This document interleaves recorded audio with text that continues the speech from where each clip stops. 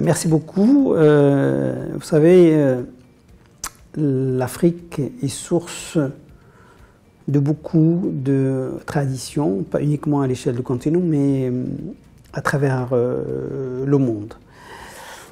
L'Afrique, comme je disais pendant la conférence, n'est pas uniquement une géographie, c'est à la fois un continent, mais qui a nourri pendant des siècles beaucoup d'endroits à travers le monde, notamment les Caraïbes, l'Amérique du Sud, y compris d'ailleurs l'Amérique du Nord aussi, mais aussi une partie d'Asie du Sud-Est. Tout ça fait que énormément de traditions et de musique issues de notre continent ont enrichi d'autres territoires. Comme d'autres pratiques venues d'ailleurs ont nourri le continent africain. On le voit bien, l'impact des cultures arabes sur l'Afrique du Nord, l'impact d'autres traditions asiatiques au niveau de l'Afrique côté océan Indien.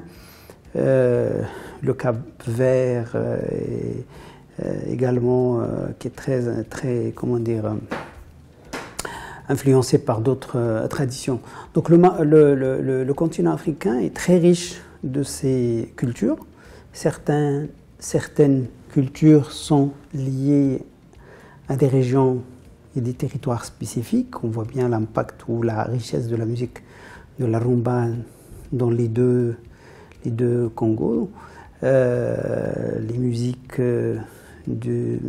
gnawa au Maroc et en Afrique du Nord et d'autres traditions. Mais aujourd'hui, on peut dire qu'il y a une vraie conscience à préserver et à donner une nouvelle vie à cette richesse, d'ailleurs qui nourrit la scène musique actuelle d'aujourd'hui, qui est extrêmement dynamique, notamment avec les nouvelles expressions artistiques, que ce soit l'afrobeat né dans les années 70 avec Fela Kuti et qui continue avec d'autres porteurs de cette musique, que ce soit Femi Kuti ou même la nouvelle génération avec Wizkid, mais sans oublier l'afropop qui aujourd'hui prend des dimensions phénoménales à travers le monde avec des millions, voire des milliards de streams à travers le monde. Donc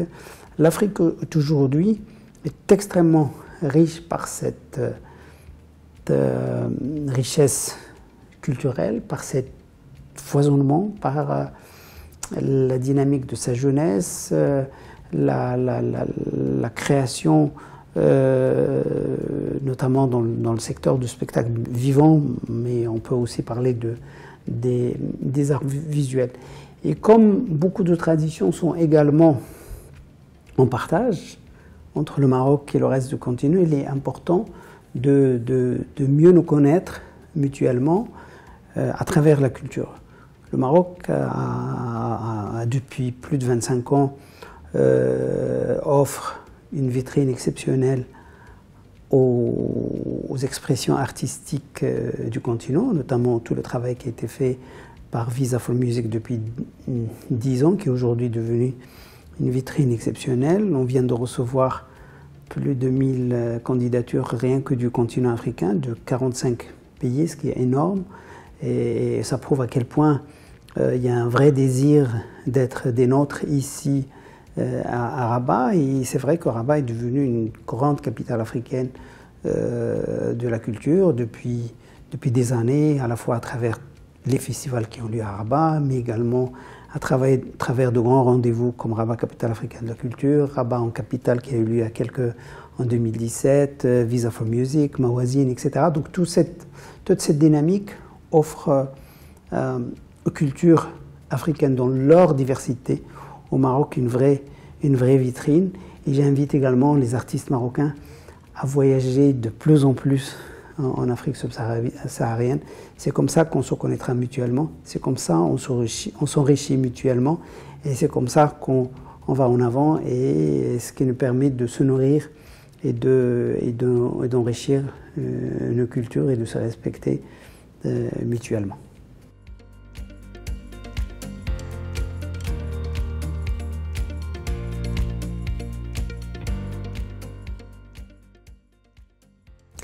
Vous savez, aujourd'hui, les enjeux de la culture sont majeurs.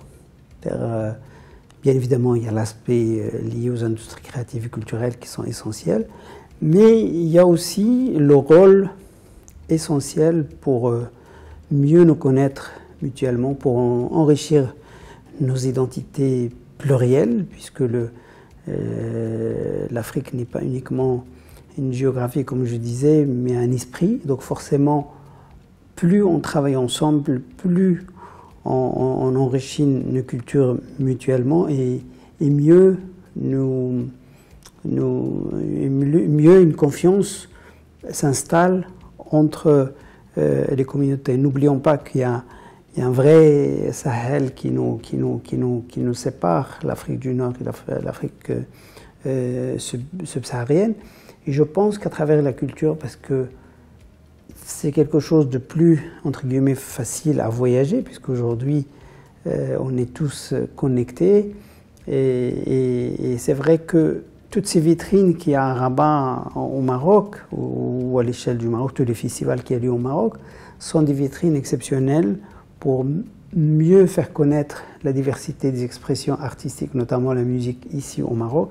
Mais à nous, maintenant, également, de chercher des opportunités pour aller dans d'autres pays du continent, que ce soit les pays francophones qu'on nous connaissons mieux, que ce soit les pays anglophones avec qui on a moins, peut-être on ne se connaît pas suffisamment, mais aujourd'hui leurs productions nous arrivent parce qu'elles sont devenues planétaires, mais également les musiques ou les expressions lusophones qui sont aussi essentielles en Afrique subsaharienne. Toutes ces identités plurielles sont importantes à connaître et à découvrir.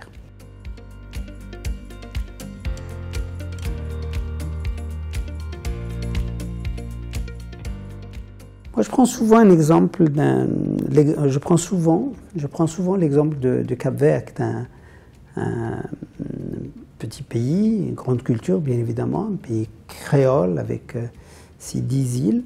L'impact de Césarea à Évora à faire connaître ce pays est immense parce que cette artiste a eu un succès planétaire. Elle s'est produite à travers le monde. Elle a eu, ses musiques sont écoutées partout dans le monde.